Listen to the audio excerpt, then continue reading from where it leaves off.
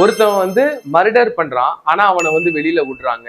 இது எப்படி வந்து விட முடியும் அப்படின்னு சொல்லி லால சொல்றாங்கன்னு சொல்றாங்க. ஒரு வேலை பார்க்குற ஒரு லேபர் வந்து கோடாலிய வச்சு மரத்தை வெட்டிக்கிட்டு இருக்காரு. அப்ப வெட்டும் போது அந்த சுத்தியல் வந்து பறந்து போய் பக்கத்துல வேலை பார்த்துக்கிட்டு இருக்கவன் தலையில வந்து விழுந்ததுனால அவன் தலையில பட்டு அவன் இறந்து போயிடுறான்.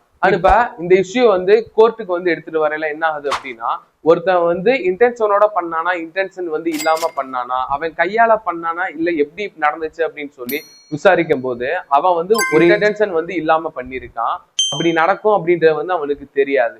சோ பிஎன்எஸ் செக்ஷன் 8ல என்ன சொல்றாங்க அப்படின்னா, ஒருத்தன் வந்து இன்டென்ஷனோட பண்ணானா, இன்டென்ஷன் இல்லாம பண்ணானா, அவன் பண்ணணும்ன்ற ஒரு தாட் வந்து அவனுக்கு இருந்ததா இல்ல எப்படி வந்து நடந்துச்சு அப்படின்னு சொல்லி அவனுக்கு இன்டென்ஷன் இல்லைன்ற ஒரு காரணத்தினால அதை வந்து அவனுக்கு வந்து அறிவு இல்லாம பண்ணிட்டான் அப்படின்னு சொல்லி அவனை குற்றமற்றவர் அப்படின்னு சொல்லி ரிலீஸ் பண்ணிடுவாங்கன்னு சொல்லி லால வந்து சொல்றாங்க.